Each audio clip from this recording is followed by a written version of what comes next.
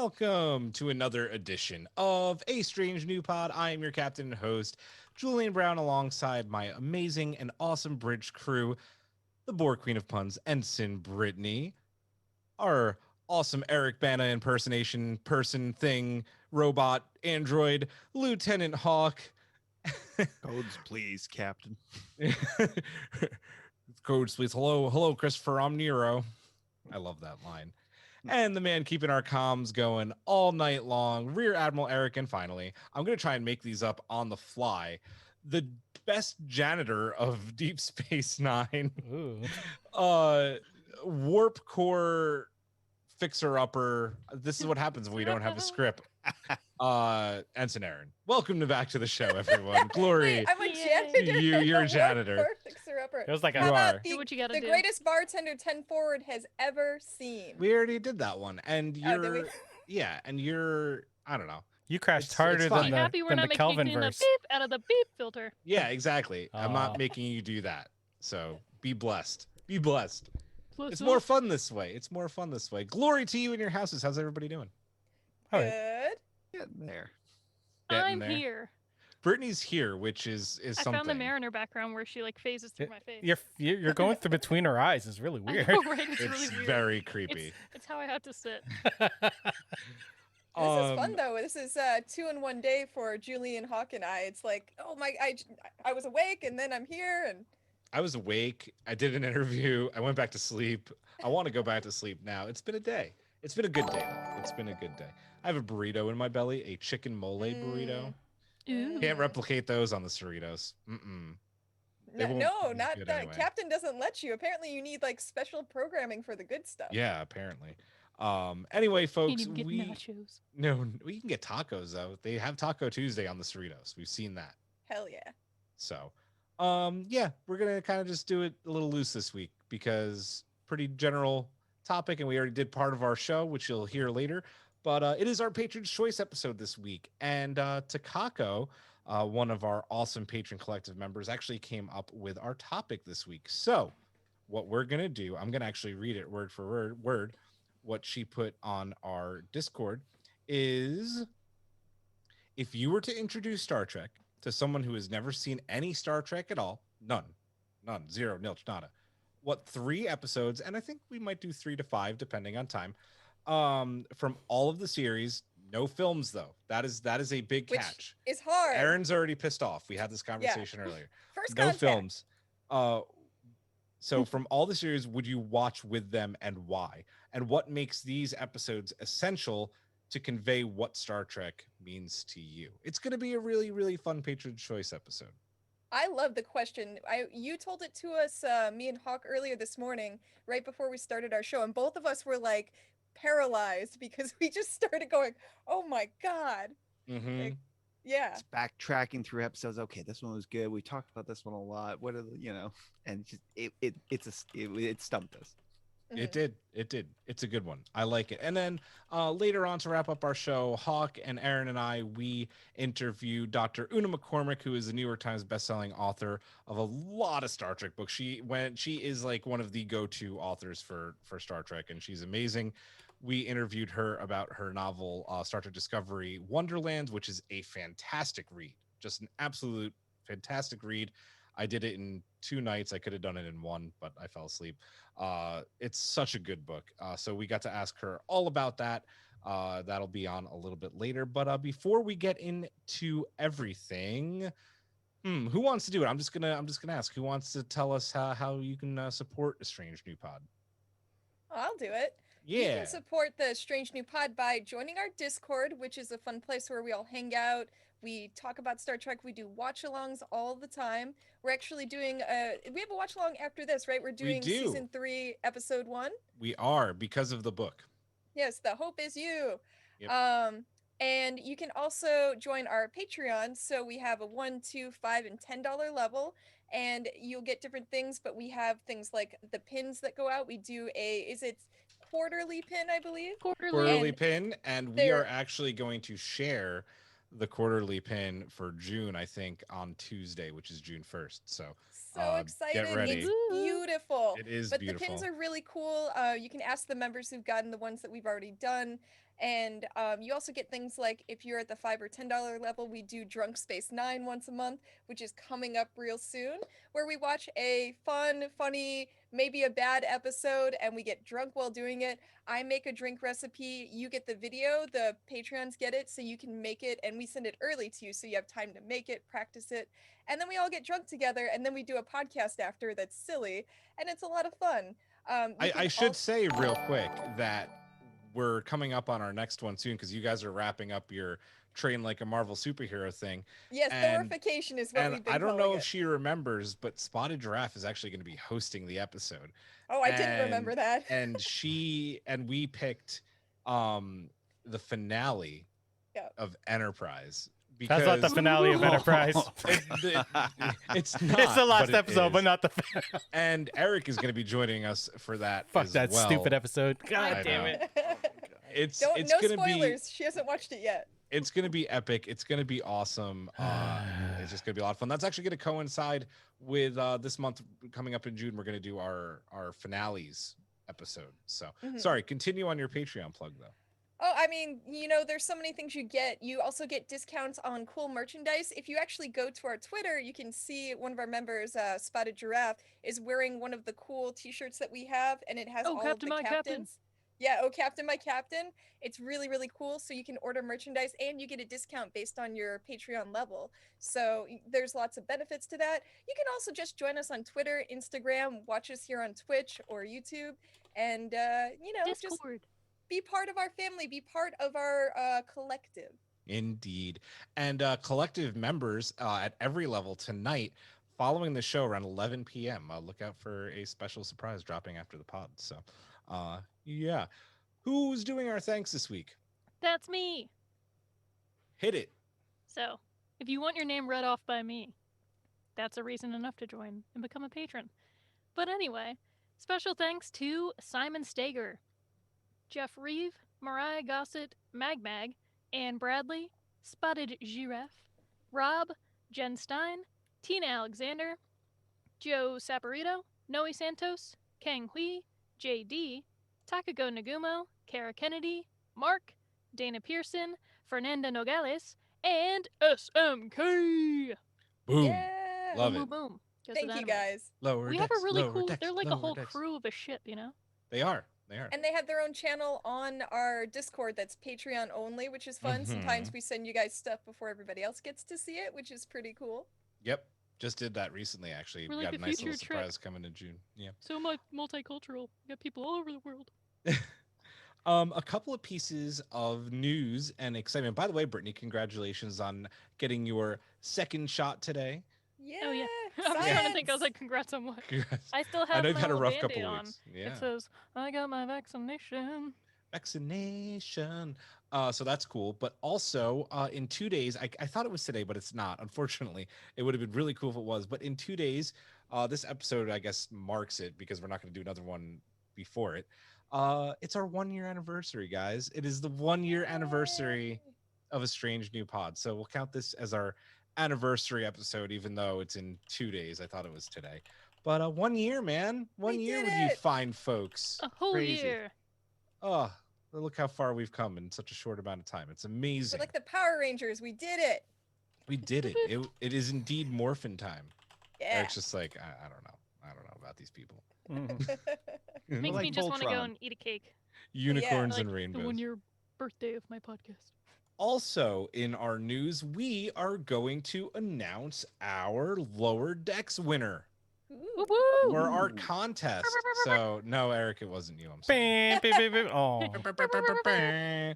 Oh. So everybody who retweeted and then replied to our contest tweet with their favorite Lower Decks moment was entered into our contest. We had over 100 entries, so awesome. Congratulations, everybody.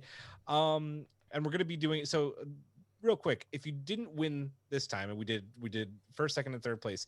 If you didn't win this time, we're doing another in July when season 3 of Disco drops on Blu-ray. We're going to be giving away a steelbook copy of that as well. So hang tight if you don't win this time around. So here we go. Our winners. Do I have a drum roll sound effect on here? Because that would be really key. That would be awesome. I used to. I tried. don't anymore. So we're just gonna we're Or not do gonna do 5, it. 6, 7, 8. Yeah, 5, we 6, could. 7. Yeah. So our winner of our Lower Decks Steelbook and an awesome Strange New Pod Mirror Universe prize package, along with this patrons exclusive only at our 10 forward level pin. You get one of these too. Our first place winner is Vidar at Bidge Squidgy on Twitter. So Ooh. congratulations, you are our winner. We will be sending you out a copy. We will contact you on Twitter if you're not watching live tonight on how we can get that out to you. Your favorite moment from Star Trek Lower Decks Season 1 was Captain Freeman being allergic to chocolate. And why is this his favorite moment? Because it normally wouldn't be something that's very cool. Well, his wife and his son are also allergic to chocolate. So it was like this bonding moment of Star Trek with chocolate allergies. So yeah, but Vidar, congratulations. You are our winner. We're excited to send that out to you. Coming in at second place and winning a Strange New Pod Mirror Universe prize package and pin is Strange New Pod Collective member Fernando Nogales. Yay! You get one of our Strange New Pod Mirror Universe prize packs along with this pin as well. So congratulations to you. Fernando's favorite Lower Decks moment is like a lot of people's, and fair enough, it should be the Titan coming in to save the day in the season finale, because it's one of the coolest Star Trek moments ever. So yeah, congratulations. We know her as Fefenog on Twitch and Discord, so congrats. And then coming in third place and winning a Strange New Pod prize pack, our Mega Universe prize pack, not the pin, but still awesome, a winner. Third place is Sudden Pizza Dilemma Ooh. at Sudden, I think it's at Sudden Butt. So I like it. Congratulations, you get a Mirror Universe prize pack from a Strange New Pod.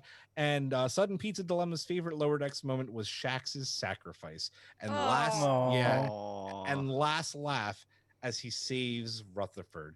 Said that he wiped actual tears, to which I say, as did we all, sir. As did we all. Oh, bears. So- Heels. Oh, bears. Oh, bears. I'm Guys, can we having just a say that- sudden pizza attack right now. Oh, no. Sudden pizza attack. Can I just say Wouldn't that, it be Lower, great if we all just lifted up a slice of pizza right now? Right? if I hadn't had a burrito earlier? If I knew who the winners were, I could have prepared. Spotted Giraffe on Twitch says, damn, you were all looking good. To which I say, thank you, Giraffe. Ooh. You were looking mighty fine in that picture you took for us, too. So hopefully we get some t-shirts. I'm glad I'm looking Yeah. good today. Yeah. I tried to put on I as got many that merch. franchises as possible. Star Wars, Jurassic Park. I have Is that more below.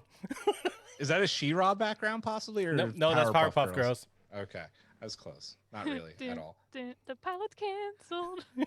I should bring but up the they're doing a new ukulele. one. We'll start doing we'll do Steven Universe. So that does it for our contest. Like I said, if you didn't win this time, we are going to do the same exact thing for Star Trek Discovery Season 3. So we'll send out an image. You guys are going to reply with your favorite Star Trek Discovery Season 3 moment, and we'll get that out to you as well. So hang Contest tight. after contest. That's coming. We like giving things away. Free Yeah, stuff who is doesn't? fun, right? Who doesn't like Right? winning shit? Winning is the Yeah. best. Winning is the Winning best. is the best. It is. It is. So, does anybody else have anything that they want to talk about before we get into our Patron's Choice topic? No? No? Nah. We're ready. No? Are we? Is everybody enjoying their, if you already own it, the Lower Decks Blu-ray? Because I've been watching the special features and it's been a lot of fun. Yeah, I need to buy it. Crap. Yeah, Yeah, you you do. do. Do the special features come digital? Because I never buy. No, discs dude, that's the anymore. one thing with That's television. how they get you. The one thing with television is that they don't do the digital most of the time like they do for movies. I will pay so. for it. But Internet, even- just let me. Even Paramount in general Let doesn't Paramount Plus know. do their digital versions with their Blu-rays, Yeah. even the So- movies. Let's get into it. Patron's Choice. And we will, if you are just joining us, read this again.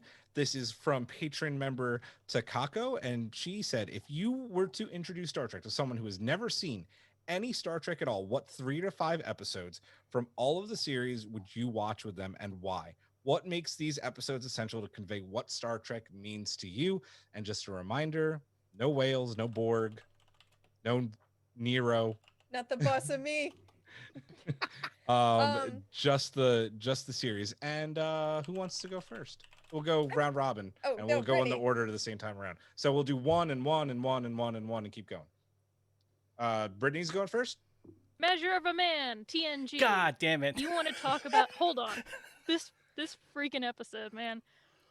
If you want to talk about core values of Trek, this episode's all about human rights. They brought like a legit person who works on like a lawyer for like human rights, helped work on this, and to see how one, even if they've never seen Star Trek, they probably know about Picard or Data, because people know that. It's kind of like Kirk and Spock. Maybe you know them less, but you've probably seen the robot guy and you're like, oh, his name's at least Data.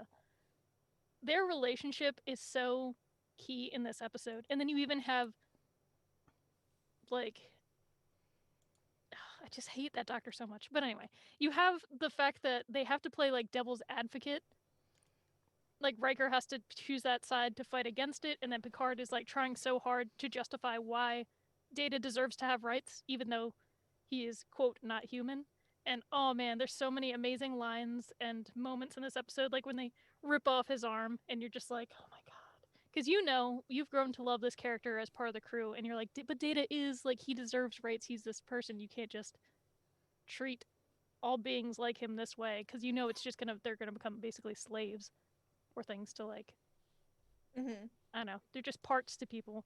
So it's a really deep and meaningful episode, and every time I see it, I cry, and I love the Picard and Data relationship so much. So human rights are important.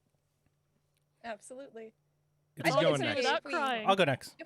If we have the same episode, I think it's okay. Oh, totally. So, Measure of the Man. No. No. It's such a good episode. It is. And let's, like, that episode actually came out still in the 80s, like 1989, February 13th. So, like, those values still are appropriate today, which is crazy.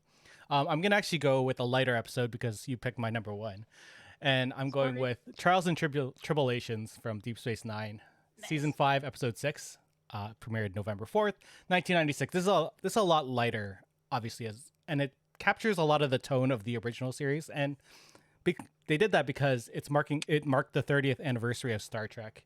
And the love and care that the production did to, do this homage to old Trek it's just a fun little whimsy adventure.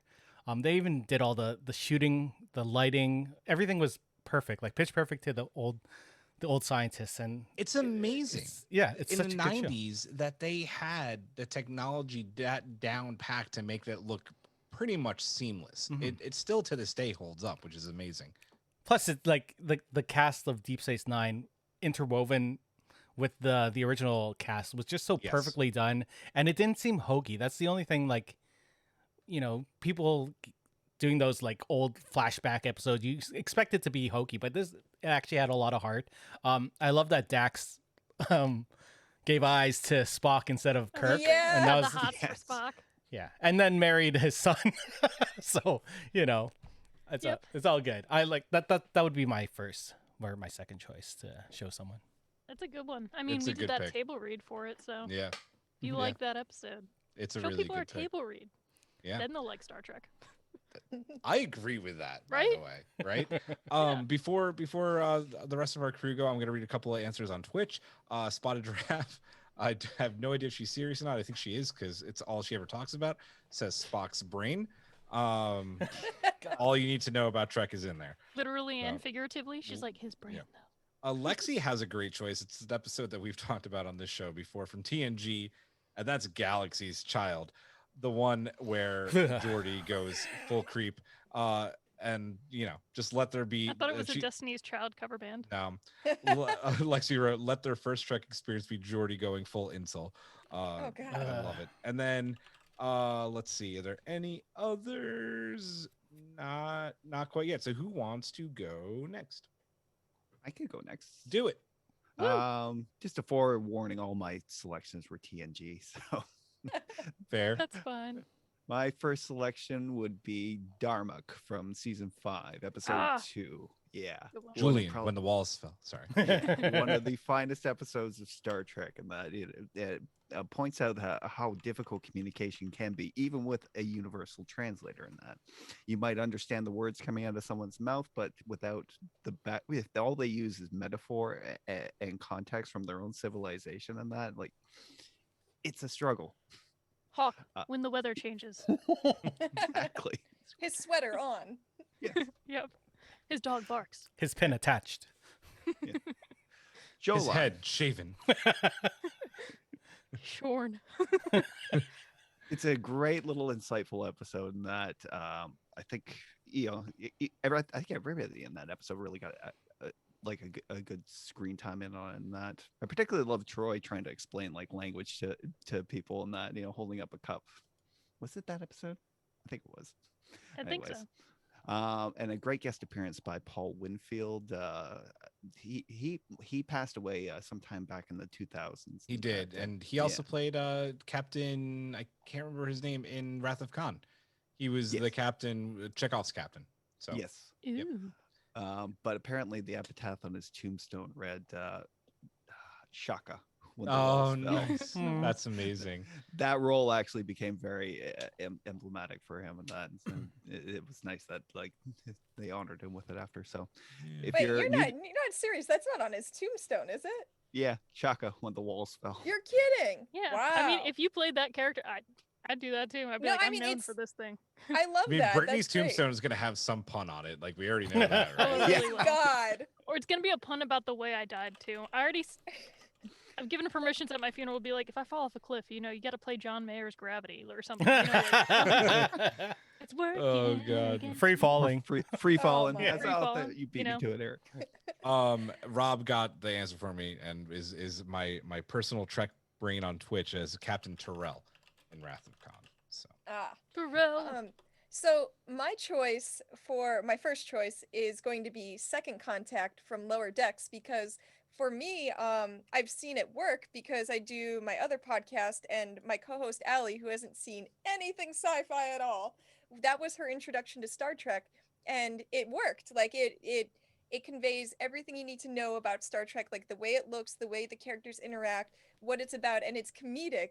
But she got it right away, and she liked it and enjoyed it enough that we kept going with it. So I thought that was a fun way to bring someone into it, and it's shorter. It's sort of like just here's a little lump of it, and to see if you like it. So Second Contact from Lower Decks.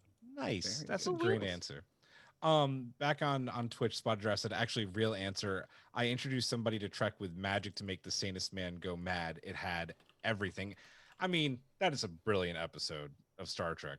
It is. It's feel amazing. like it's a gamble between like, do I want people to take the show seriously, or do I want to show them how fun it can be? Because like, there's some people that you're like, oh, I'll get them because I'll show them this is serious sci-fi, and there's other people where you're just like, you want to watch some crazy shit and just throw it on. Right to Chaotica, first episode. And they're like sold. I was struggling with my first answer literally right up until this moment. I've been going back and forth between two episodes of TNG, and I have to go. I would honestly show somebody who'd never seen Star Trek before the TNG finale. All Good Things first. Oh, Not just because it's an amazing episode of Trek. It's because it's an amazing episode of Trek. It is a masterclass on how television finales should be done. I've said that on the show 1,000 times now. It has everything: time travel, character moments. Everybody gets to do something. Cool new uniforms. Q, who we all know and love. It is just, I still think, the best episode of Star Trek ever made, and is still the bar for season finales in television. I could just throw that episode on and live my life very, very happily. It is that good. So The way you said that just sold me on it, because you sounded like Stefan from SNL, where he's like, it's got everything. You've got an old man yelling at stuff. You got time travel. You've got this. You've got Q. And I was just like, oh my God. Not to mention, like, you get to see 3 different versions of the Enterprise D. Like, and you get to see the cool one with the 3 nacelles and the laser and the giant laser. If you so like the good. D, you can see it 3 times. Yeah. Yep. So that is my first. I will mention my other one when we go back around, but we are Joe on Twitch is saying A Piece of the Action, which I believe is a TOS episode. Yeah. Yeah. Which the one's that? Chicago style planet that they go to, and Mm. they're these gangsters and that. A piece of the pizza. A sudden pizza Oh attack. my god. It's season 2, episode 17. I need to see that because I'm still in my I'm just seeing it randomly with Giraffe and Rob and everyone else on watch along. But there's a I like Chicago style episode. They're like, yes, gangsters and pizza. Yeah. That's all you need to know. That's it. Nope. Really cool Joe- architecture, I assume. Yeah. Maybe. Yeah. Good. I mean, like backlot Universal set, Ah, Yeah. well, that's because there's like Womp womp. Chicago's or I very should say Gothic, Paramount so. set. Yeah. And Kirk and Spock in pinstripe suits. So Yes. On Twitch, Joe says, "Old man yells at Cloud. Cloud turns into Q. Ha ha ha." Agreed completely. Yep. Can we do like a series of, or maybe an episode where we have to describe episodes, but instead of like their actual titles, we have to come up with like the funny title to describe what the Oh, episode's yeah. We about? really should do Yeah. that. No context. Star It Trek. could be a I thought you were gonna contest. say, It would be like- a lot of fun. When I ranted about the Voyager finale, and I was just like, and then boom, and then this happened. Like, Yeah. you make me watch a movie, get me really hyper on sugar, and then have me recount it to the audience. I'm here for it. yes. Opposite Whole of Drunk episode Space there. 9. Sober Space 9. Speaking of episodes, Brittany, you're back up. Okay. I'm gonna say Year of Hell, parts 1 and 2, if I'm allowed to do a two-parter. You are totally. If not, I'll just Good say just part choice. 2. Good But choice. But you I got will to. say that that's the two-part episode that I watched before I watched Voyager, and it got me to really want to watch Voyager. So, once again, at the time, I'd only seen mainly TNG and DS9, and then like Disco right before I joined this podcast. So at that point, I think we were talking about time travel episodes or something. Mm-hmm. Yeah, because it doesn't end up. I don't remember what the subject specifically of the episode was, but I think it was time travel. So we're like, oh, let's do Year of Hell. So I watched that. And even though it's, part way through the series, I really loved it. It's a great standalone sort of two-parter because as much as you'd like to see it connect to the whole timeline, it really can't because then it means that they don't make it back to Earth. But it sold me on Janeway being a captain. It was my first time seeing her, and she kicked so much ass in that. I could already feel how much she loved and cared for her crew. And like just her commanding presence, and I was like, wow, this is like such a good female character, and this is very feminist. So I really enjoyed that aspect. And then it's such a cool, as much as like maybe the first episode, like we've talked about before, how it's like, oh, we could have probably like cut it here and then done it here, or this could have maybe been like a season as opposed to 2 episodes. Like it could have been expanded on so many ways. But it's so awesome. Just like the decision she makes and even how she goes out in the end. I was just like, wow, like that is good, exciting television. The Janeway maneuver. Yeah, the the Janeway idea- maneuver, literally. And now the kindergarten.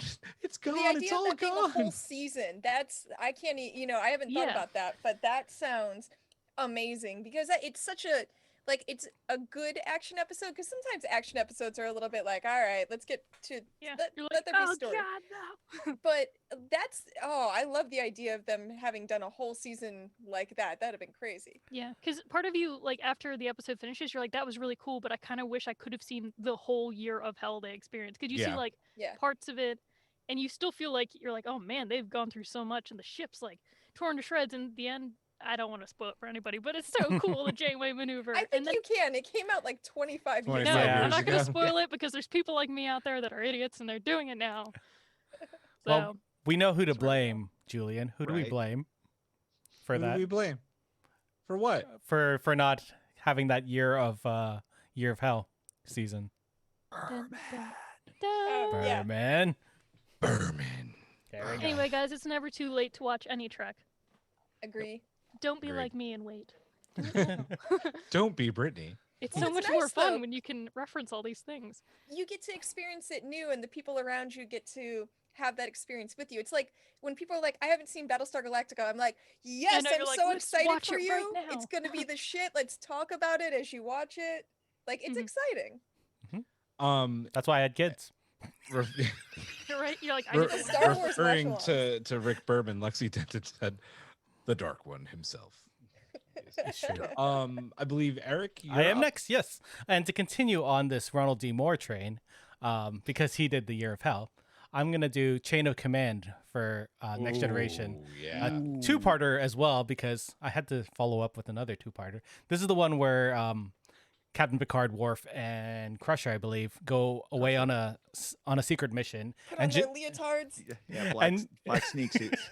And then Jellicoe comes on and, takes command of the Enterprise and immediately changes the infrastructure, and much to the chagrin of the whole ship, and Especially He Riker. was Especially the Riker. worst.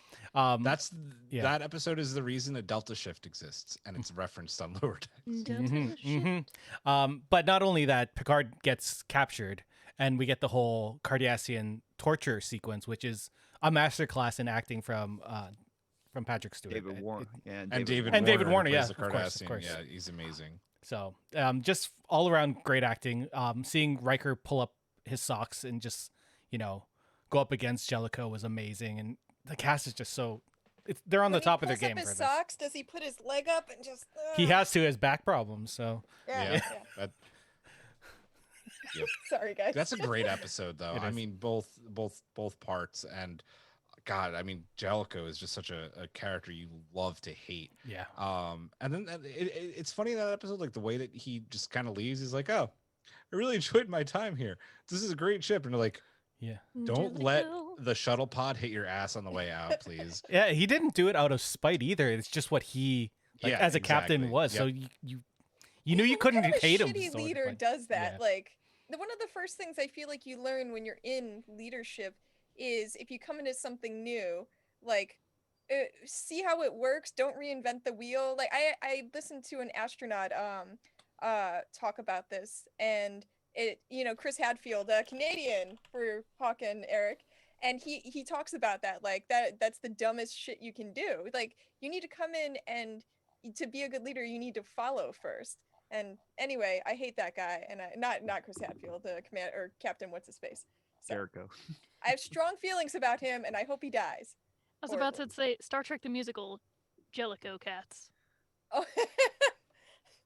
What would that be about? Don't Oh God, can we wanna know. not? Moving no. on. Moving on, Hawk. So another classic from TNG, The Drumhead from season 4, episode 21. This was the one that featured a fantastic guest appearance by Gene Simmons, a Star Trek alum from the TOS era. She played Nora Settee, who holds those tribunals on the Enterprise and that after a sabotage, and is trying to root out a saboteur, and ends up pretty much putting the entire crew on trial. I love this episode so much. Her performance in it is fantastic. The way she comes in as a friend at first in that, and then becomes just a nightmare for everybody in that, putting Picard on the stand and that, putting Worf on the stand, and everybody. It's a fantastic episode of Star Trek, and I would gladly recommend it to anybody who's never seen Star Trek. Yeah, fantastic episode. It's pretty legit. My second choice is going to be another Voyager episode, also a two-parter. Future's End is one of my favorite story arcs they did. I think it's in season 3, and basically Captain Ransom, Braxton comes in from the future, and he's from like the Time Force or whatever the fuck, and he right at the start of the episode, it's like, you guys caused the end of everything. Yeah, Something classic. you do is going to destroy everything, so I'm just going to destroy you. I'm going to need you guys to put your shields down so I can destroy you. Mhm. And Janeway's like, no. And then they end up, he tries to go, he gets sucked into the past, and they follow him, and then they're in the 90s, which is awesome. They're in San Francisco, and it's God, like the Tuvok and the funniest do-rag. version. Oh my God. It's the Every best time. version of the 90s. There's like every insane person you could see, like carrying boom boxes, Sarah rollerblading. Silverman. Sarah Silverman, I think it was her first thing. She was It's amazing. like her best role.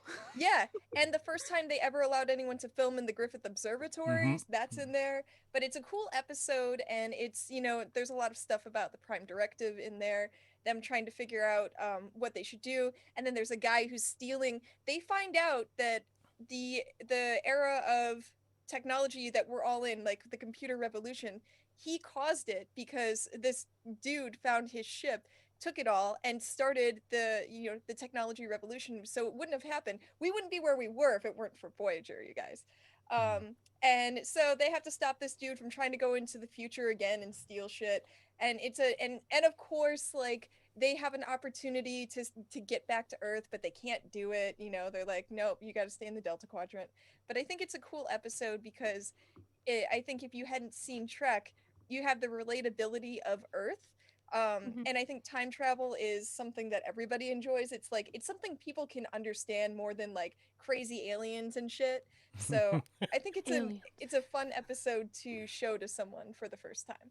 I agree. Time travel episodes, or when they're in our times, is always Yeah. ridiculous. And seeing Star Trek through the eyes of Sarah Silverman was such a Right. good, Yes. like her freaking out Yeah. like constantly about everything. It's just She was so like, good. I'm gonna scream rape out of this car if you don't tell me what's going on. 90s were a hell of a time. Yeah, they wanted her to be. You're not gonna do rag. That's all I needed. It's true. They wanted her to join the cast of Voyager, but that I didn't- read that. That would it have didn't been happen. insane, Something. man. Yeah. Who would they have chopped off, do you think? Probably Harry. No, Harry, they yeah. It would've probably. been Harry that got the axe, maybe. Well, they Or wanted Neelix. her to have that relationship with Paris, so maybe 7 of 9 wouldn't have come on just to have another female Man. character. Yeah. No, but I love Seven. 7 is And amazing. I like Tom and Balana. Like, I think Tom and Balana helped like make both of those characters better because Tom was a dick before that. Yeah. Ooh, Like, ooh. this still is a the dick first time he doesn't afterwards. suck. We have a new watcher and First listener time viewer. on Twitch, first time viewer. V Matos. It says, "Hi, first time watching live. I think one of the eps. I think it's interesting, and that really got me into Trek when I started to watch it last year was TOS, the Cloud Minders. I think that's the name of the episode, and it has Kirk and Spock breaking the Prime Directive." As they do, and Kirk yelling at a dude to wear a mask. Oh my god, that's a Hey, pandemic. there you go. Season 3, welcome. episode 21. Oh, I know Yeah. that one, Welcome, yeah. welcome to watching live. It's great to have you. Wait, nobody Welcome. suggested the mask? Or Oh, mask? God. masks? Masks. Mask. you That was want- my next one. Hold on. If we have Drunk Space Sorry, Nine, Eric. we have Drunk Space Nine for Darmok and masks. Oh, Yeah, God. so if you want to masks. watch That just that, made my that's the eye way to do twitch. it with us. Speaking of time travel, this was the episode that I was thinking about leading in with, and that's sticking with TNG, Yesterday's Enterprise, which is Yes. arguably, top Amazing. 5 Gucci. episodes of TNG, probably in there in like the top 25 episodes of Star Trek of all time. Just I like to call it Enterprise Yar from Home. You're from home. God, this episode's so good. You get to see what we all know Starfleet is, has all these ideals and is what we want the future to be. But what happens when that future is threatened by a war that Starfleet and the Federation is losing? You get this more militaristic, less ideal version of Starfleet, a very different Captain Picard. You get the return of Tasha Yar. You get Guinan getting a lot to do in this episode. You get the Enterprise C and getting, this was still, I think, a big deal back then, getting to see a woman in the captain's chair with Captain Garrett, who did a great job. You get Shooter McGavin in this episode. Shooter McGavin. It's just you get space battles, you get time travel, you get drama. This is just, it's classic. And I always forget that Yesterday's Enterprise wasn't a 2-parter, but it's actually just a It standalone. feels like it, though. It does, Yeah. but it's just a standalone episode, and it's one of the best. So Plus, it had And a it. better ending for Tasha Yar, for the Oh love my of God, God. yes. yeah, such a better ending, an actual meaningful death. It had the great Christopher McDonald in it as well as the Yeah, Shooter. Shooter McGavin. Shooter McGavin, yeah. Shooter. He also just got cast in Secret Invasion. I don't know if you saw that Ooh. Oh. from Marvel. What's he No. gonna play? Really? Yeah. We can't know. All I know is that he was Cecily was watching the Shark Boy and Lava Girl sequel on Netflix, and We he's in are that as hero. well. We're heroes. We are heroes. Yeah. My daughter watches that every week, every so sorry couple for you. days, and has been constantly singing "Heroes," but not the good version of that song, the movie version of that song. God, terrible. It's terrible. Quick note that Yesterday's Enterprise was also the episode that put Ronald D. Moore on the map. Yes. Oh. And we've talked about this episode a bit. This was actually the writing staff, including Ron Moore, really wanted this episode to be Star Trek Generations, but they ended up going God. a different Oh route. my with God, I that know. should have been the I know. movie. And But then 'cause we the got Enterprise to C- Ronald see more of his work later. Yeah, the Enterprise C was actually going to be the Enterprise A and Kirk's crew. And God, that would have been what a so movie good. that would have been. Yeah. Oh my God. God, don't can't tell have me nice these things. things. God. Moving back to the top, Brittany. Okie dokie. This is hard. Hydrating I want is to bring up important. an honorable mention before I continue with my main ones, because maybe this will be like my 5th one. But I think that short treks are also a good way to show somebody Star Trek with it not being like committing to a full episode or a 2-parter or whatever, or a movie if you're gonna do that. But like Children of Mars, Oh my god. that's one that like it's like, hey, you want to see how Star Trek can be, or like how good a show can be, and it's only like a 15-minute short or a 20-minute short, you know, I would just show that and I'd be like, here's some tissues. Cry every time. Yeah. And then, you know, if people want to be crazy, you show them the triple one, you know, have fun. But I'd be like, no, cry. All of mine are like very emotional episodes usually. But I think I'ma if let 'em up. someone doesn't react, even like a Star Trek fan who hasn't seen like Discovery or something, if you don't react to Children of Mars, something's wrong with you. Or You're actually maybe an android. they're self-conscious about crying in front of other people, which is fine too. Dead You can go to the bathroom and inside. cry, like I used to do. But now I cry openly and all the time. Spotted Giraffe agrees with you with the short treks, but says Q&A, god damn it. Well, yeah, Which Q&A's for yeah. like, you like Spock? Here you go. Yeah. Well, she thinks Ethan Peck What is was a your snack, what so. was your main episode? Oh, my main choice? I was gonna pick for my next one, as far as Discovery is concerned, I would show someone Forget Me Not. Because I love the Trill, and I have more things for Trill and Deep Space Nine, obviously. But I think that that's a really compelling episode, and especially for the newer season and introducing these new characters like Adira and Gray.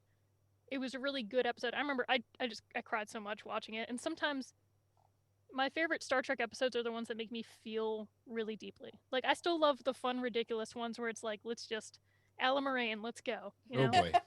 But for some, like I don't know why, but sometimes they're cathartic, and I'll just go back and watch. I'll be like, I need this cry right now. So Forget Me Not was one of those episodes where I was like, wow, this is one of my top Star Trek episodes ever. And of course, you know, Blue Del Barrio and Ian Alexander are just chef's kiss. We love so them. Ian kills it. Gotta watch it. It's so good. Eric, Are we doing 3 or 5? I'm gonna say that this is the last round where you can really like take the time to describe your episode, and then we'll finish off with just going in a circle and saying one more episode without describing it. Oh, okay. What do I do? I have like 3 more, and I was like, I which one do know, I I want to know. talk about? For the next one, I'm just gonna yell, "Move, Jennifer!" Who's the next person? Hawk, Not Hawk, I, can you go Jennifer. for a second? I need a moment to think. you do Okay. yours, Hawk. So my last pick, also from TNG. Second to last pick, yeah. Second to last, and that would be Q Who from season 2, episode 16. When Q, and it features Q, his 3rd appearance in the series, and was the introduction of the Borg. What more do you need to know? It was one of the most frightening episodes. Like there was constant dread throughout it, and that for introducing a new enemy to Star Trek. And that I don't think you could have really come up with a finer episode. It's one of the few times where Picard and crew, they're faced with this impossible situation, and that they literally run out of options by the end of it. And it features probably one of the best interactions between Picard and Q, like in the series, and that at the end where Picard has to say, "We need you." Yep. And Q, you know, It's the only even though words he's ever wanted to hear. I know. Mhm. And crew, through his cruelty, teaches him yet another lesson in that. You know, It is a lesson, right? Like Yeah. it's cruel. It's cruel what he does, but at the same time, I mean, that not only, you know, forced Picard and the Enterprise to kind of open their eyes to what was coming, but it kind of gave a good kick in the pants to Starfleet as well. Be like, okay, there's some bad shit out there, and we need to be prepared. And as we learn later on, right, still not prepared. He was Yeah. basically like, "I'm Q. Without me, you're gonna die." Da-ba-dee, but and it worked.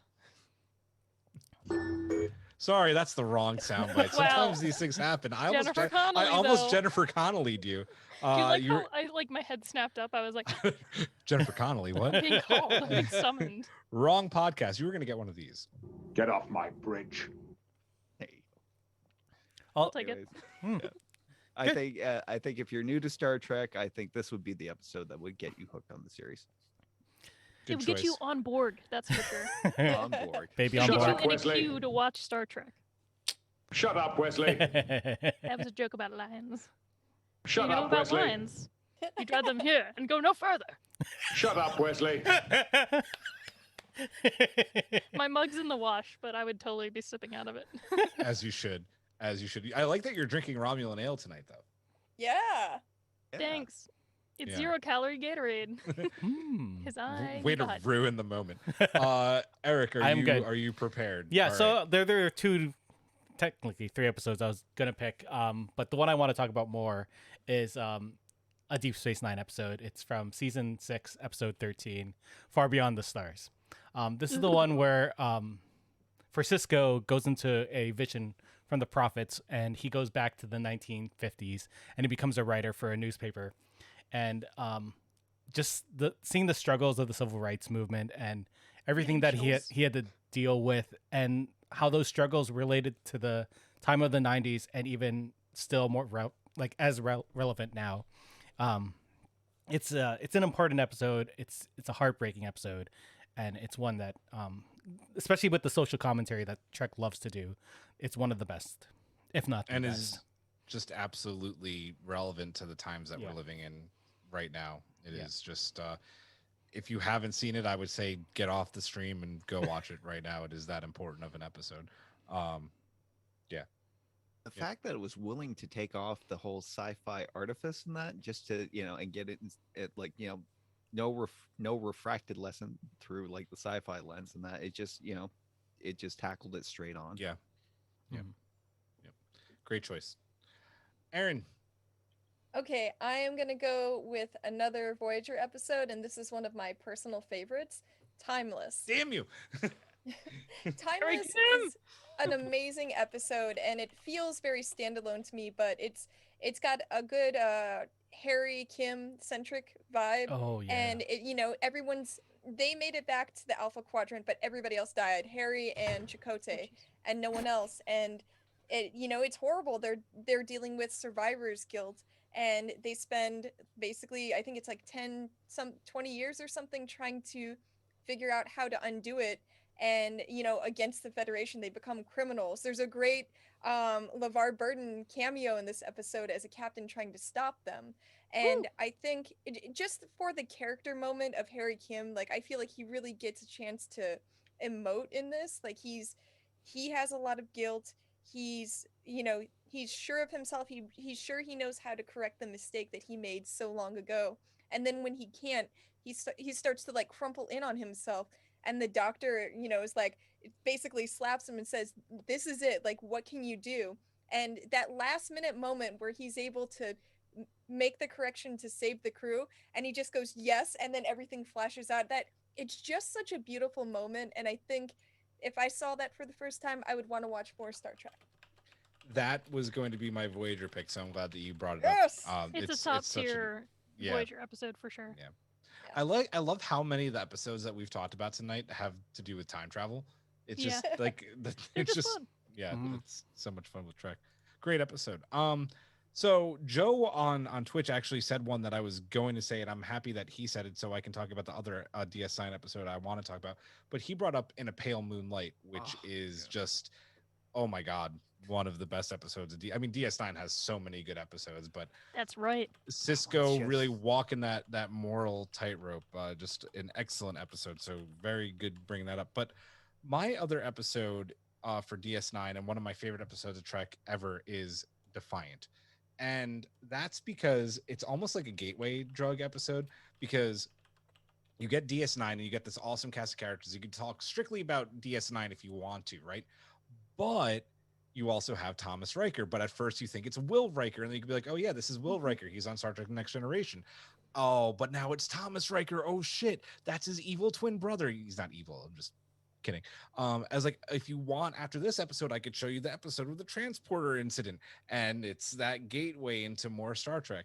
And it's just a really fun episode. And for the time, again, that was also important to the times because it was dealing with terrorism and insurgents and You know, a lot of that series with what Cardassia was doing had a lot to do with terrorism and the Bajorans obviously as well. But just an excellent Bajoran. Well, episode of DS9. And Julian, like talking about that, I think it says a lot about his character too. That version of Riker that he feels lost. You know, he's directionless. He doesn't get to live his own life, and so he joins a movement, right? Like I think that's how a lot of those things can happen. You know, they go after people like that, and I think it's a great character story too. So good choice. Yeah. Assuming they know who Riker is. Yeah. Well, like I wish we would have seen a follow up with him, like what happened to him after. Because I mean, obviously they sent his ass to jail, but like I feel like there could have somewhere down the line been another good episode with that character.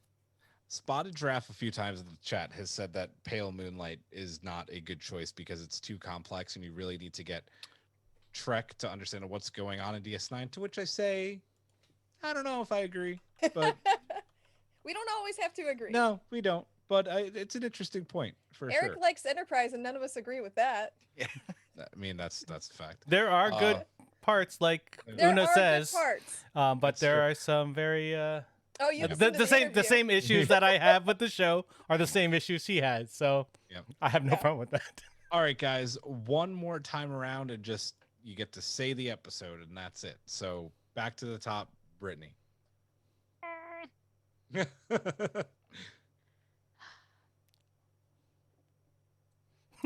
I'm hovering between Lower Decks and DS9. Go for it. Spit it out. I'll skip I can't believe I'm saying this. I'll skip DS9 because I talk about it enough, and we already discussed the episode I would have picked like very recently. So I will say I would show somebody Lower Decks, and while I would probably show it to them like all in order because I think the show works really well and builds upon itself in order, I would show them Cupid's Errant Arrow just to watch Mariner completely lose her shit trying to basically find out what's up with Boimler's new girlfriend. And I'm pretty sure this is the episode where she runs through the hall and goes, "Move, Jennifer!" And that's it. It's a hilarious episode. Oh God, now I have to pick one. I was gonna go deep, but now I didn't. I almost picked an Enterprise episode. I'm debating whether I should in like these 30 seconds that I'm vamping do right now. But vamp. I will go with Lower Decks then as well. Woo! And I will pick Crisis Point, which is Whoa, the movie yes. homage one, and it's just That was gonna be my choice. you know So good. I will leave it there. Hawk. It's so good. On my list here, one that usually doesn't get enough love. Iborg from season 6 Oh, of good choice. TNG. Yeah, Jonathan Delarco as Hugh. Fantastic episode all around. Quick question: did you pick Yeah, anything not TNG? No, he said everything he is said TNG. from the start that it was all going to be. I know, TNG. but I wasn't sure if you actually had like a Bob little looked one at each the of us bottom. and was like, "Well, Brittany will talk about DS9 a lot. Aaron will Yes. talk about Voyager a lot, so I can talk Yes. about TNG." Well, I'm going to throw a rock in that and surprise you by saying DS9, Ha! Episode 1, Emissary. And just real quick, because I think Valid. it gives you that backstory of Cisco, and it's tragic, but it feels really real. And the bit with Picard, that drew me in. Nice.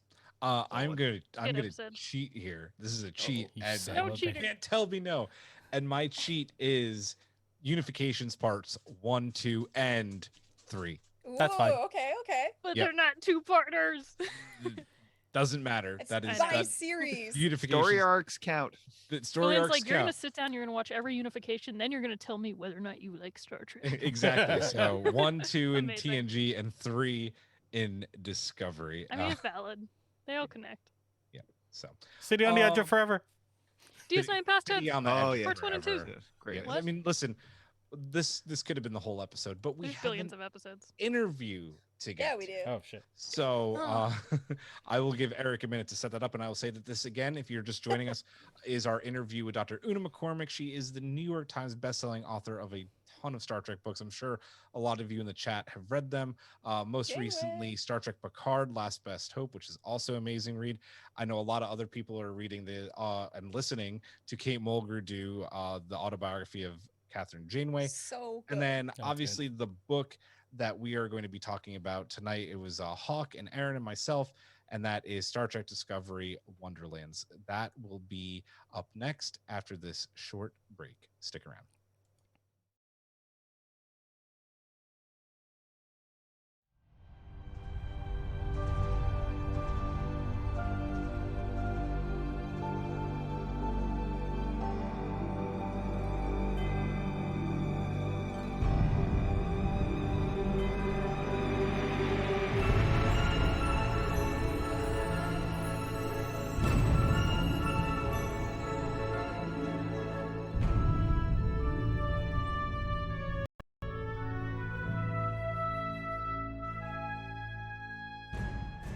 Welcome back to the show, and we are delighted to be joined by Dr. Una McCormack, the New York Times and USA Today best-selling author of, well, a lot of Star Trek books.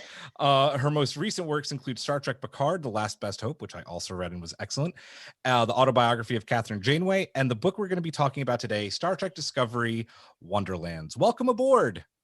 Hello. Thank you very much for having me. Good to be here. Well, we're very glad to have you. And as we were saying before we started recording, we all thoroughly enjoyed the book. It was a really fun ride. And I want to get right into it. This is something we'll also talk about a little bit later on. And that is Michael's year away from Discovery upon coming to the future. This is obviously a really hot topic, right? For fans of the series, and something that we all, I think, wanted to know about upon seeing her crash land and make a little bit of a crater in that first episode. How excited were you to be able to tell the story in detail? And I guess, how did that opportunity to write this book come about? Oh, well, I was really excited because I think we kind of, we knew that this big gap was there. And it was, a story that needed to be told. We sort of, we had to know what had happened there. So I think I was approached. I was asked whether I wanted to do this book, and I thought, yeah, I think the draw for me was writing Burnham because I hadn't written her before, and I'm kind of ticking off my captains. So. Well, Doctor Who writers tick off their doctors, and I think Star Trek writers tick off their captains. So I thought, oh, I'll get that one in, because she is now, of course. Yeah. So, but it was to write Burnham, I think, was the draw for me, and then to sort of, I think I was. It's a while now since I was commissioned for this. I think you guys hadn't seen Discovery. I think it was still in production because I was getting scripts. But I was seeing where this gap would be, and yeah, I could see that this was going to be something that people would want to have answered. So yeah, that's how it came about. That's really cool. Sorry, Aaron. I didn't know that you when you're writing these books got that close to it and actually got to read some of the scripts as it was in production. That's really neat. Yeah, I think I saw. We signed non-disclosure agreements. I think it's fairly standard. I think what you're doing this. I've had this with Doctor Who as well. That you see some material, you see some, you see scripts, and often they're in quite an early stage. You might see a couple of drafts, and you sign a really tight non-disclosure agreement. In a sort of. I remember when I was doing the Picard book. I've joked about this, but I really did feel it. Absolutely, couldn't even say that I was doing a Picard book. Felt bad saying the word Picard. And then when the first episode went out in Britain, I was looking at my half going, I don't think people should be watching this. This is it felt so kind of, so you take that quite seriously. But I think afterwards, yes, you kind of need to see scripts. Say one word about the show and we'll transport you into space. Oh, I can feel the helicopters with the sniper and no, but you take it. I mean, it's part of the job. You take it seriously. You don't want it spoiled. You don't want to be. You don't want this stuff leaked out. So yeah. So I guess we'll move on. Oh yeah, no, go ahead, Hawk. Oh yeah. So on the subject of Michael's year as a courier, away from Starfleet and away from like this entire support network that she had before the book was even announced, it was this small but this noticeable complaint by fans that this was a story that should have taken place over an episode or two. With a smaller episode order and a more serialized style of storytelling, this can be difficult though. Do you think this is a story better told visually or, as we're discussing today, in a book form? Well, the way I kind of conceived it, or as I was writing it, as I conceived it, I realized that what I was doing was writing a sort of extra season. I think if you look at the way the book's structured, it's kind of it's got fewer chapters than usual. I usually have about 12 or 15. It's got 9. It should have 10, really, I think, to be a proper. And it kind of opens with a 2-part, and then it ends with a kind of 2-part, and there's a kind of few recurring characters. And in my head, I was kind of going, oh, this is the studio block they'd be in, and you'd get them in on that day too. So in my head, as I was writing, I was increasingly conceptualizing it as a season. Sort of, I don't know, 2.5 or 3.1 or something. So I think it is a big gap in the narrative. But I do understand why it's not on screen, because the show is called Discovery. So yes, kind of following that rather than. And then we've got the book if people really want to fill that gap. I guess if you care enough to think, I want that year, you probably care enough to go and find a book. Agreed. Agreed completely. Yeah. So and my game. So I can't complain. That's the best part about books, I think, is they can sort of get in there and answer the questions that a show doesn't necessarily have like the time to do, because like you said, the show's called Discovery, so they couldn't really do that, but the book gives you like the space to flesh that out. And I think that we're all massive fans, obviously, yeah. So we would quite happily. I mean, I guess we would quite happily watch 4 hours of just Book and Burnham and Grudge, yeah. I could certainly write it. Yeah. I don't know what you're talking about, and I would watch 4 hours of just Grudge. So. Grudge, yeah. I should say that. Probably listening. But the average viewer is probably going, well, where's the wonderful woman with the curly red hair, and where's that guy with the weird mask who's really tall, So they want to know why they're not on screen, I guess. So it is Discovery. But if you really care, then this book is there to fill that gap. I think that's the nice thing with the books working so closely with the writers' room, is that they're really thinking about what you guys might like to read and have as kind of material that enriches what's on screen. So there's a lot of Sahil in the book, for example, who, I think was someone we saw on screen and went, yes, let's have him on screen all the time. Yes. Well, and you mentioned that that was actually going to be my next question, because he really did like pop in that short little amount of time that we saw him, and in the book you get the chance to really flesh out his character, and we actually get to see that there's more going on the station than we know about, and I like that a lot, because the idea that he's just sitting there for 8 hours a day is a little stressful. So can you talk a little bit about getting to do that? Did you talk to the writers at all, or was that all you? When we were kind of breaking down the book, I'm very lucky to work on these books with Kirsten Beyer, who I'm sure is the co-creator of Picard and is in the writers' room and Discovery and so on. And of course, she was, as I'm sure as well, listeners might not, she worked extensively on the Trek books. She wrote a lot of the Voyager relaunch novels. So she really understands how the books and the show work together. So we usually work together in the early stages and go, this is where I think the storytelling will be really good, will really sing. And I think very early on we settled that there was a sort of triad of characters of Book, Burnham and Sahil that would tug at each other and mutually support. There's Burnham in the middle with Book on one side saying fly free, embrace this new world, and Sahil on the other side going, don't lose what you loved and what counted and what was best about the Federation. And she sort of tugged between these positions. So we knew Burnham and Book from screen, or you were going to know those from screen and what I was reading in the scripts. But it was Sahil really that I had to think through a lot more. And then, of course, that, as you say, that performance just sang on screen. It's just lovely. So it was a real pleasure to sort of think. I think, like you say, this guy obviously isn't waking up every morning, sonicking his teeth, and then sitting down for 8 hours. There's a space station there. There's stuff going on. He must be doing that, even if it's. I imagined it's quite a sleepy backwater. But there would be ships passing through, there would be people on that station, there would be demands on his time, and try and work out what that life would be like. And I think, as the book suggests, people keeping an eye on when they can move in on this place. So that's sort of that's how I imagined it. That it was sort of safe for the moment, but it wasn't always going to be that way. And then the other thing that I think I did in the book was to think about to use that character as the route by which we found out the story of the burn. We have his grandmother's logs, personal logs and diaries from that time. So that was a great route into that story as well. So yeah, he was a gift. Yeah. I think we all had the same reaction when we watched the show, and you know, we see him rise up when Michael shows up finally, and yeah, for what, like less than 5 minutes of screen time. I mean, what a presence. And that's one of the things that I absolutely loved about this book, like you mentioned, was kind of how Sahil was the angel on Michael's shoulder and Book was the kind of handsome devil on the other. Like, yeah. That was just so well done. Although at the same time, I hope Book's saying really good things to her as well. Like when there's a moment in the book where she kind of recounts his life story, and I don't know how sweary I can get. You can get sweary. We are a sweary show. He goes, God, that's really fucked up. You're better out of it, don't you? Oh my God, you know, that setup on Vulcan sounded a disaster, and that ex-boyfriend, oh my God, what was happening there?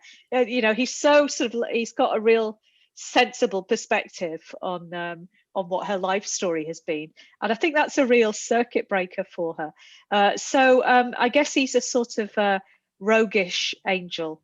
Yeah, definitely a roguish or an angelic angel. Rogue. Yeah. And making this break is good for her. Yeah.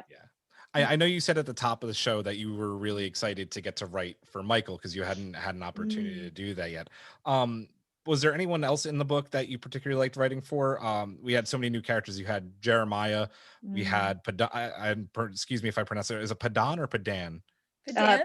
Padan, I'd say, but then I am British. Fair enough. That's how they said it in the audiobook, so that's what I'm going with. There you go. That will be it. So that will be from my instructions, though. So Padan, and then also that great congregation of couriers at that great wooden table you described, and of course Book and Michael.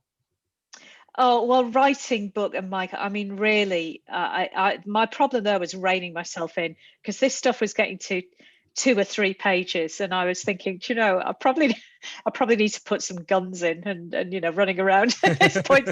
But they just sparkle. The real chemistry there. I think you know, he's bringing out something in her that's a little bit more spontaneous, and she's making him raise his game. So they're kind of rubbing along. It's like the sand in the oyster creating pearls, isn't it? So they're a joy. And then in the middle of this, you just have this massive cat, which she's a queen. They're both trying to kind of get the cat on side. Yeah, you know, she's on my side. There is never anyone else, sort of thing. You know, they want grudges, seal of approval on what they're doing. So that was all huge fun to write. And then it's always good fun to write your own, you know, your own characters. So I think they you're trying to foreground the characters that people know, but you need a sort of plausible supporting cast around them. So hopefully they're quite good fun as well. Padan just wants to have a nice sit down, really. Yeah. Which is how I feel most of the time. So, you know. So there were the characters that Michael ran into that were sort of like, I called them the Star Trek cosplayers that sort of, you know, liked wearing the outfits, and she sold to them. And I thought that was such a brilliant idea for her to find a niche in this new world, is to basically be the curator of the past. And where did you come up with that idea? Because I like that they were sort of, I know they were like rich kids and everything, but that they like that ideal, and that there are people out there who aren't sort of wary of the idea of the Federation. They can see something good in it. Where did that come from? Well, I was sure that it was in one of the scripts. I was sure I saw this word reenactors in one of the scripts, and it really was just that. It was reenactors.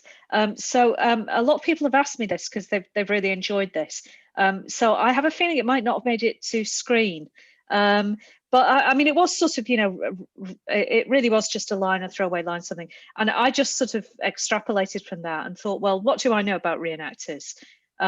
You know, I've seen Society for Creative Anachronism, and you know, it's historically quite accurate. You know, sometimes it isn't, yeah. And so there's a lot of playfulness around it. Sometimes people are really getting into you know, using the methods and the technologies that people would have around them. So I just sort of extrapolated from what I'd seen. I mean, I see, you know, I can see if I talked about Civil War reenactors over here, I'd be talking about people from the 17th century. Yeah. So, I could imagine that there would be people going, I'm going to dress up, and that they would, the collar wouldn't be quite right. Yeah. Because they've not seen pictures, or they've not, but I think what really strikes me about these reenactors or cosplayers or all of these is just how beautifully made this stuff often is. You're at conventions and things, and you see the jewelry that people have made, or the things that they've crafted, and you go, my God, I couldn't do that. That is so beautiful. So this was sort of what I wanted to have. And then I think the other thing I was thinking about was sort of there's in the sort of archaeology community in Britain, there's a kind of tension between, or there has been a tension between professional archaeologists and, I guess, what we call detectorists, metal detectorists, who have had a reputation of being kind of treasure hunters, but have got a lot more sort of responsible about the context in which finds are made and this kind of thing. So I thought, well, we have to think of these artifacts as archaeology where we are, but people will be nicking them and selling them for a profit. Yeah. You hear about thefts of antiquities all the time. So I was pulling on a lot of that sort of stuff, I think, and trying to push it on, not just cosplay, but thinking about these as historical artifacts and what they would mean to the people at the time. These are the last bits and pieces of an old civilization, like digging up Roman antiquities or something. So that was sort of what I was trying to do. But I think it just came from one line in a script. It did. You were right though, because it is a throwaway line. Michael's asking about the Federation and Starfleet to book, and he goes, it doesn't exist anymore. Every now and then you'll see someone with one of those badges who want to reenact or remember the glory days of Starfleet. So that totally was a line in that episode. Yeah.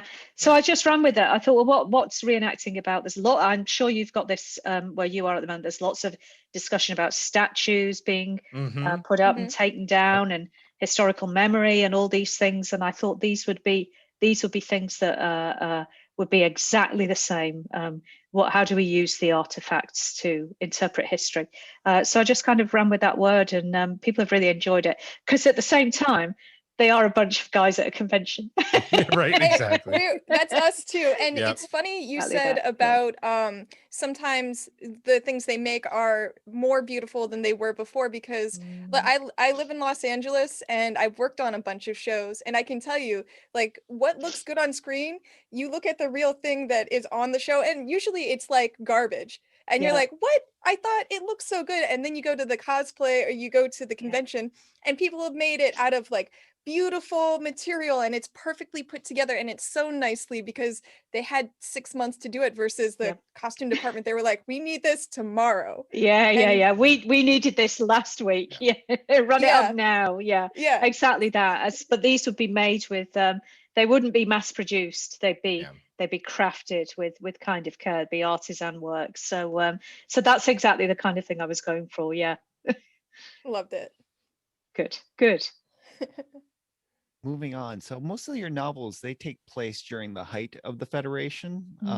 So the challenge in this one, I guess, was to write a book where the Federation as we know it no longer exists. And I got one thing I got to compliment you is it's, even though you're in like new territory in that, just like Bruno in that, this still feels like the Star Trek universe in that. And I was wondering how you maintain that balance.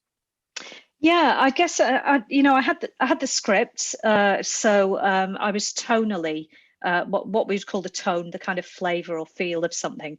I was able to kind of try and match the tone that I knew you guys were going to be seeing when you finally watched the show. So it would feel congruent with that. We kind of thought we've got Burnham there, who's feels Federation. We've got the journals that go back to the Burn, so they should feel like Star Trek as well. So they're kind of covering some of the gaps, I think. But yeah, there is something Star Trek-y, isn't there? And I think it's a sort of always a question about it's a question about idealism and pragmatism. Is how does this perfect society actually work, and where does it fall short, and what do we do to fix it when it does fall short? So even though it's not there anymore, I think people are still thinking about whether it's worth restoring, or how they would go about that, or how it broke down. So I suppose in that way, the Federation is still present. It's still very much present as an idea. And hopefully that kind of pervades the book. Hope so. Yes, I absolutely. think Good. it does. I think Yeah. it does too. And then you've got the little worlds where little sort of fragments still exist, that, I think they hopefully give a bit of a flavor as well. Yeah. This is the second Trek book that I've read of yours. The other being Last Best Hope. And both reads have been super fast and just extremely hard for me to put down. From, like we talked about, learning more about Sahil. You mentioned his grandmother's logs, which were just so damning to read, realizing what was going to happen. Right.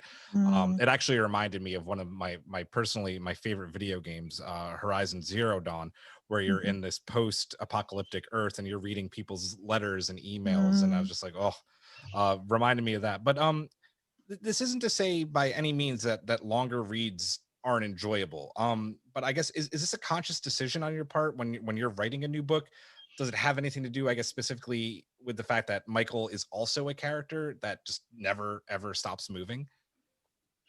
I think I write very fast. So once I get into a story, I really, I get really absorbed. And I think possibly when I get really into a book, I get very fluent on it. And it could just be that if something is written, I mean, you can also write quickly and write really badly. Yeah. Right. Yeah. But I'm lucky that the more I get into it, the sort of more solid my style gets as I'm deep in a book.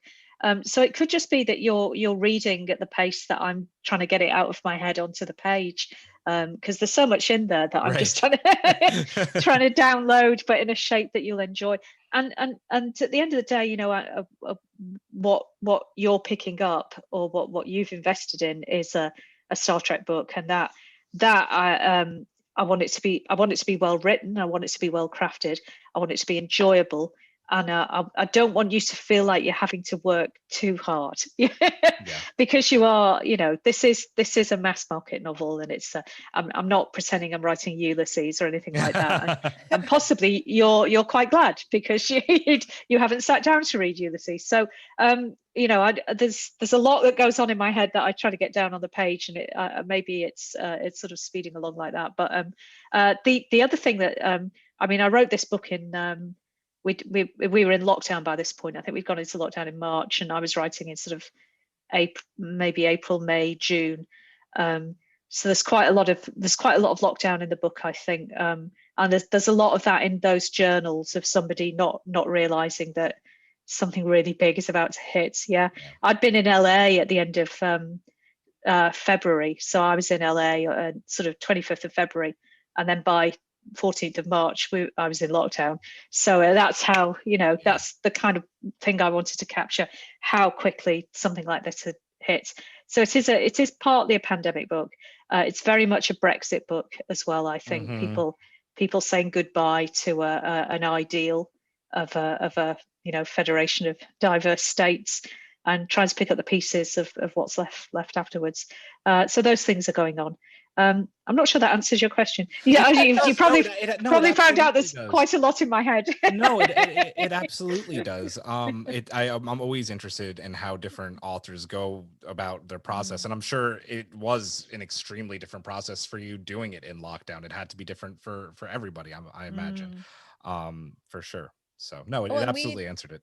We talked about that right before you came on. We were saying that this book sort of gave us that feel like we were all in lockdown, and that's what it felt like to her. She was isolated and away from the things she knew, and was learning how to live in the new world. So that's exactly in this tiny little ship too. And when you're stuck in the same place for a year during a pandemic, it could start to feel very small. So. And is this world that I was used to, this world of going to cafes and strolling about and all these sorts of things, is this actually ever coming back? Or will I go back into town and find that my favorite cafe has gone, or these sorts of things? That's a small scale version of what she's experiencing. So those are the kind of emotions maybe that are being channeled, and hopefully people find it cathartic in some way, because her ship does turn up.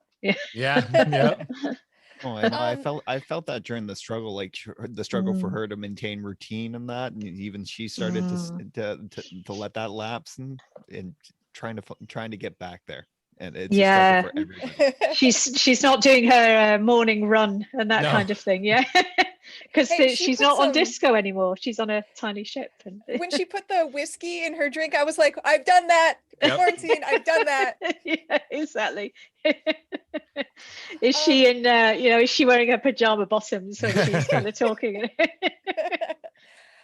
so I listened to it on audiobook and I really liked, I think it was January Lavoie was the Mm. narrator. Did you help choose her? Because she was between your narration or your writing and her narration, like I really felt the voices were so good.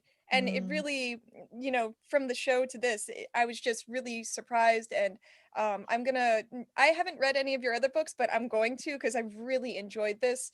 Oh, good. And Thank you. I'm also going to look up her narration too because I thought she was wonderful. I actually just listened to another book before this, and we were saying in the last question, that book was so bloated and like so strung out and so long, and this one was perfect and such a good pace, and so I felt the voices were there and she was good. So did you? Mm. Yeah, going back all the way around, did you help choose her?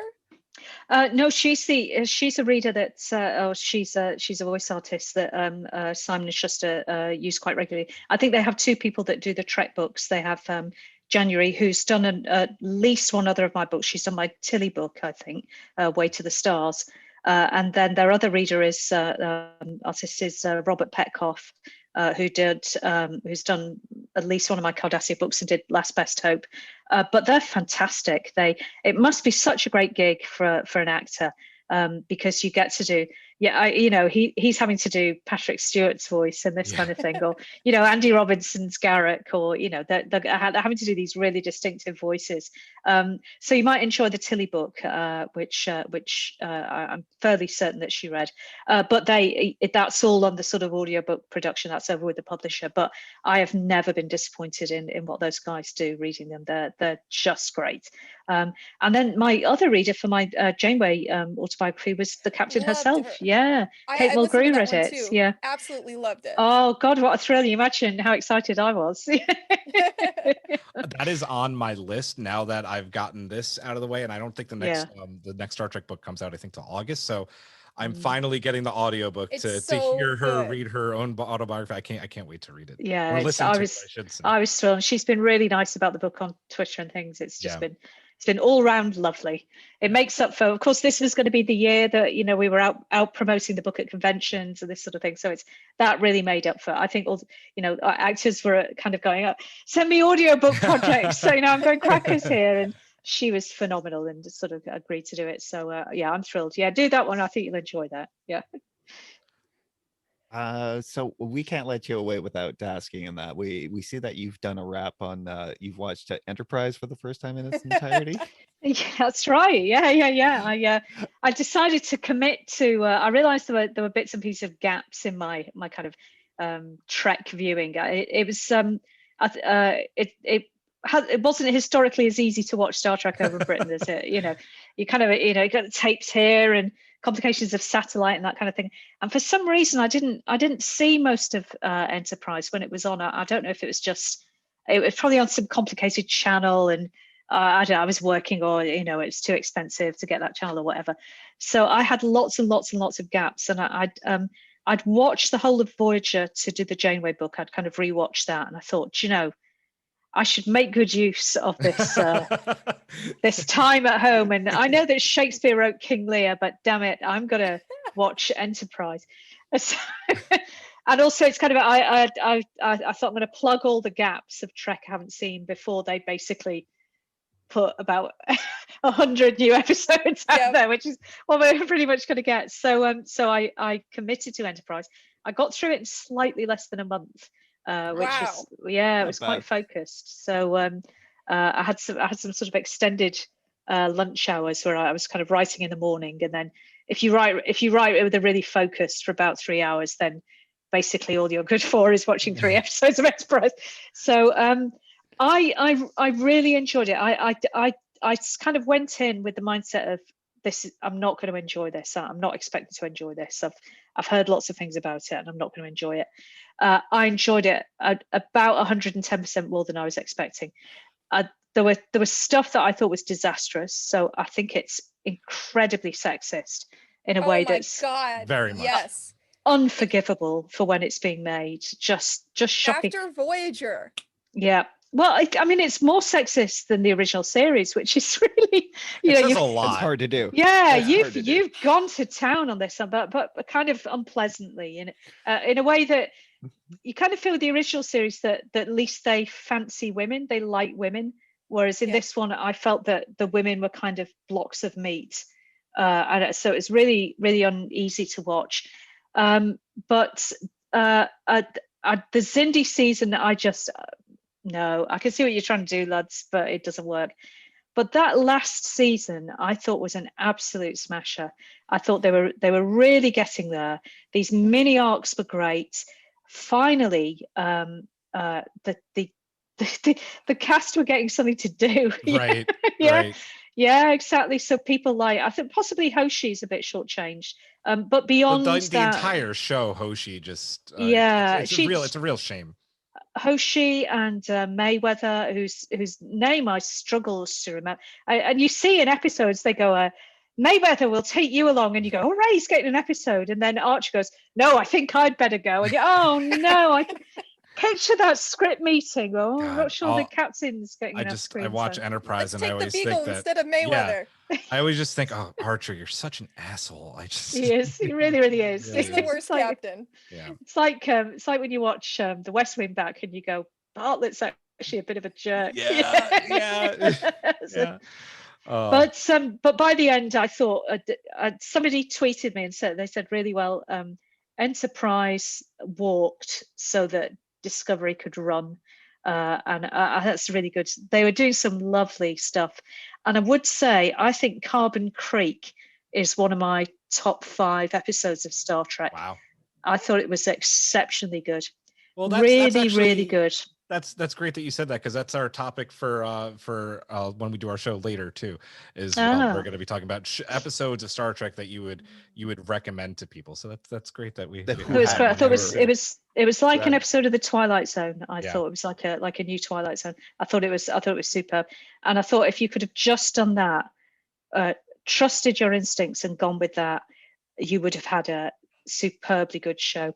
It's always that with Star Trek. It's always that with television science fiction, isn't it? You see this glimmering castle on the hill that it could be, and then you realize you're watching an episode of Ryan Slave Girls.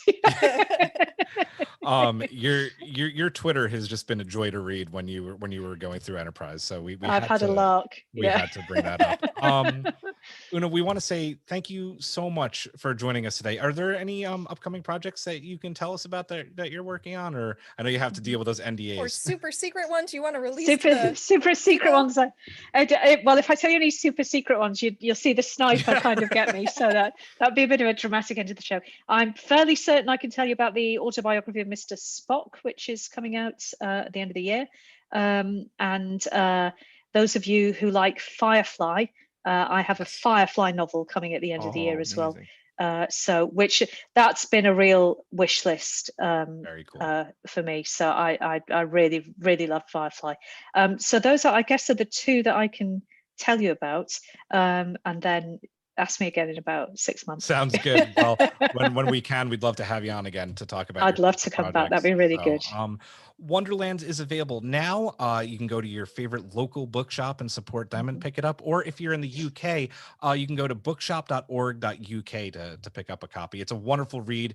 You should absolutely read it. Una McCormack, thank you so much for joining us today. It's been an absolute pleasure. My pleasure. Thanks very much, guys. I appreciate it. You're very welcome. That is going to do it for our show this week, guys. We hope you have a great Memorial Day weekend. We'll see you next week with a brand new episode. So for Hawk, for Aaron, for Dr. Una McCormack, we say live long and prosper. Majram. Good night.